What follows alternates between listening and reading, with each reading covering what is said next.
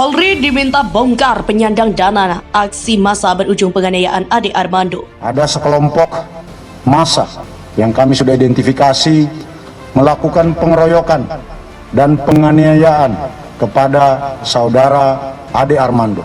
Yang bersangkutan dipukul, diinjak, terluka di kepala. Pada saat anggota kami melakukan evakuasi, massa non-mahasiswa bertambah beringas, menyerang anggota, sehingga 6 anggota kami yang melakukan evakuasi terluka. Kami sangat menyayangkan ada sekelompok yang sengaja memancing di air keruh. Malam ini juga tim akan bergerak mengusut siapa yang menjadi dalang dan yang memerintahkan ini semua terjadi. Penganiayaan sekaligus pengeroyokan dan upaya melakukan tindakan pelecehan kemanusiaan, dehumanisasi, dengan usaha menelanjangi merupakan tindakan biadab dan pengecut. Tak ada dalih yang bisa membenarkan tindakan itu. Hanya manusia yang turun derajat menjadi kawanan hewan seperti gerombolan serigala yang main keroyokan dengan menyerang, menyiksa, mencabik-cabik korbannya. Ada penyusup-penyusup, kadrun-kadrun yang ada di kegaduhan massa. Terbukti dalam satu Twitter disebutkan, dinarasikan, dipanggil, diumumkan bahwa Ade Armando ada di tengah-tengah massa. Kemudian datanglah sekelompok orang-orang yang kadrun dan otaknya sempit. Mereka menganiaya Ade Armando, bahkan menelanjangi. Mereka cuma mau bikin rusuh, bukan mau bicara. Mulut mereka tutup, tangan cari batu. Mulut mereka hanya teriak, woi, woi. Tapi tangan memegang batu untuk melempar petugas. Ini demo? Bukan. Ini cipta rusuh, bikin gaduh, bikin masalah.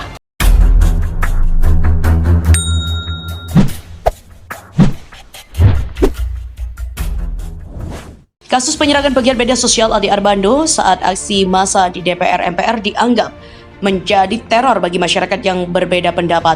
Praktisi hukum Petrus Salistinus menilai Polri harus mengungkap siapa aktor intelektual dan penyandang dana menggerakkan ribuan peserta aksi hingga berujung tindakan brutal itu. Petrus yakin kasus penganiayaan terhadap Ade Armando ada dugaan motif politik lantaran sikap dosen Universitas Indonesia itu yang selalu menyerang kelompok radikalisme. Ada kecenderungan ditunggangi oleh kepentingan politik yang anti terhadap demokrasi, hukum, dan pemerintahan yang sah. Petrus menduga aksi unjuk rasa bukanlah demo untuk menyampaikan pendapat di muka umum, melainkan aksi anarkis, pamer kekuatan destruktif, teroris, dan mencederai demokrasi dengan cara melanggar hukum. Ia pun meminta Polri berani melakukan tindakan tegas hingga mengungkap penyandang dananya demi tegaknya hukum dan rasa nyaman bagi seluruh rakyat Indonesia. Hal ini karena aksi mahasiswa itu terbukti menyertakan pihak luar atau preman dalam jumlah besar telah mengancam keselamatan peserta aksi dan aparat kepolisian di lapangan. Demikian kata Petrus yang juga koordinator Perekat Nusantara ini. Kapolda Metro Jaya, Irjen Pol Fadil Imran mengungkap kondisi Ade Armando sangat memprihatinkan.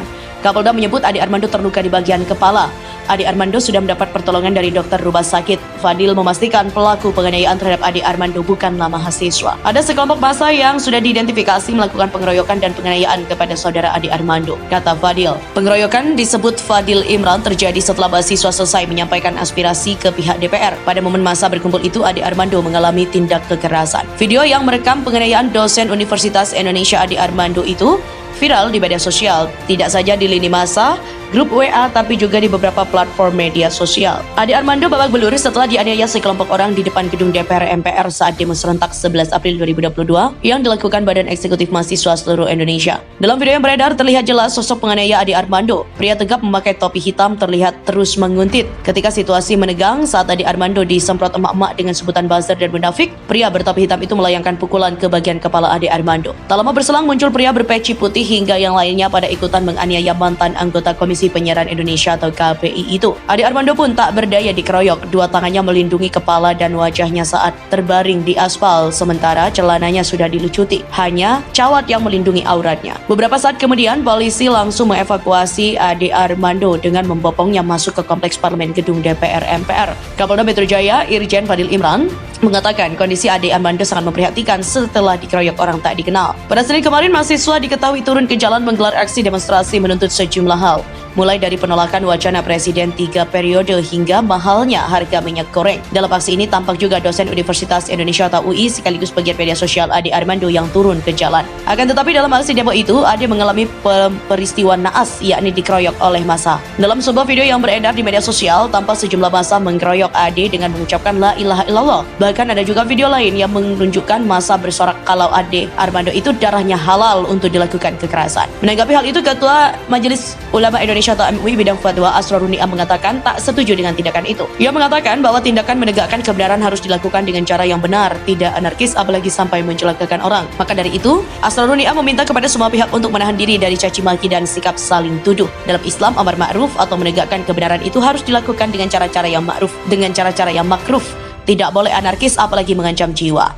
Hal senada juga disampaikan oleh Ketua Pengurus Besar Nahdlatul Ulama Ahmad Fahru Rozi yang menyayangkan demo 11 April 2022 di depan gedung DPR itu diwarnai aksi pengeroyokan terhadap Ade.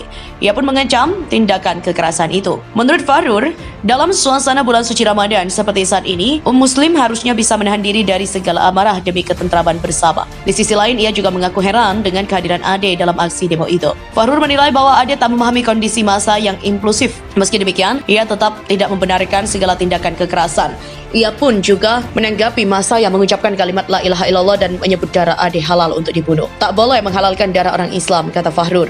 Sebesar apapun kesalahannya tanpa proses pengadilan yang sah dan dilarang melakukan penganiayaan terhadap sesamanya. Kapolda Metro Jaya Irjen Pol Fadil Imran mengultimatum para pelaku pengeroyok Ade Armando dalam aksi unjuk rasa di depan gedung parlemen. Identitas para pelaku akan disampaikan kepada publik hari ini. Identitas para pelaku pengeroyokan akan disampaikan kepada publik pada Selasa 12 April. Dia meminta para pelaku sebaiknya menyerahkan diri pada pihak kepolisian. Fadil juga menyampaikan bahwa pihaknya tengah mengidentifikasi sejumlah orang yang ikut berdebat dan juga mengeroyok, dan oleh sebab itu yang juga memancing aksi pemukulan. Mana sebelumnya beredar sejumlah video pengeroyokan yang dilakukan oleh sejumlah massa terhadap Ade Armando saat berada di tengah-tengah masa demo 11 April 2022. Selain dipukul oleh massa, Ade Armando juga ditelanjangi oleh massa. Dari sejumlah video yang beredar, Ade berada di tengah-tengah masa demo kemudian cekcok dengan sejumlah massa. Tak lama kemudian, ada sejumlah massa yang kemudian melancarkan pukulan terhadap Ade Armando. Tak hanya satu pukulan tersebut kemudian disambut oleh sejumlah massa lainnya. Sempat ada satu orang yang menghentikan, namun orang itu disingkirkan oleh massa dan Ade dikeroyok oleh massa. Saat dikeroyok sampai babak belur, Ade memasang tangan di bagian muka dan kepala, namun hal itu tak membuat massa berhenti, malah massa semakin banyak melancarkan pukulan. Setelah dipukuli, Ade terjatuh dan masih tetap dikeroyok oleh massa. Tak lama setelah itu, sejumlah massa menelanjangi celana Ade Armando, hingga akhirnya ada sejumlah massa yang merasa iba dan meminta massa menghentikan pukulan terhadap Ade Armando. Kemudian, sejumlah pihak kepolisian mengamankan Ade Armando.